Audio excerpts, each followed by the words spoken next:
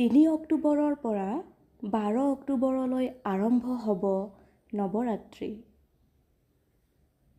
এই নৱৰাত্ৰিৰ দিনকেইটাত আমি ঘৰৰ পৰা নিগেটিভিটি, আমাৰ ঘৰত যিবিলাক নিগেটিভিটি বা যিকোনো ধৰণৰ সমস্যা চলি থাকে বা চলি আছে, বা আপোনালোকে হয়তো ভাবিছে যে আমাৰ ঘৰখনত নিগেটিভ প্ৰভাৱবোৰ বেছিকৈ পৰিছে।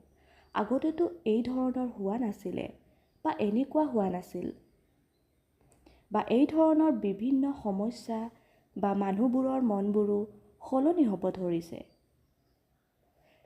এই ধৰণৰ যদি আপোনালোকৰ ভাৱ হয়, তেনেহ'লে এই দিনকেইটাত আপুনি কি কৰিব পাৰে আপুনি জানেনে?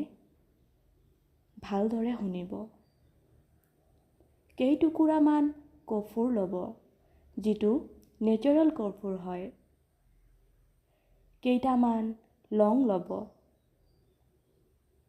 কেইটামান ইলাইচি ল'ব, আৰু নৱৰাত্ৰিৰ গোটেইকেইটা দিনেই আপোনালোকে এইকেইটা সামগ্ৰীৰে, এইকেইটা বস্তুৰে নিজৰ ঘৰখনত ধোঁৱা দিব।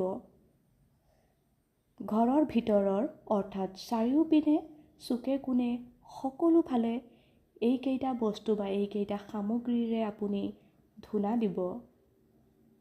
দেখিব আপোনালোকৰ ঘৰৰ পৰা নিশ্চয় নিগেটিভিটিবোৰ দূৰ হ'ব ধৰিব। বাকী আপুনি ভালেই থাকিব, সুস্থ হৈ থাকিব। ধন্যবাদ।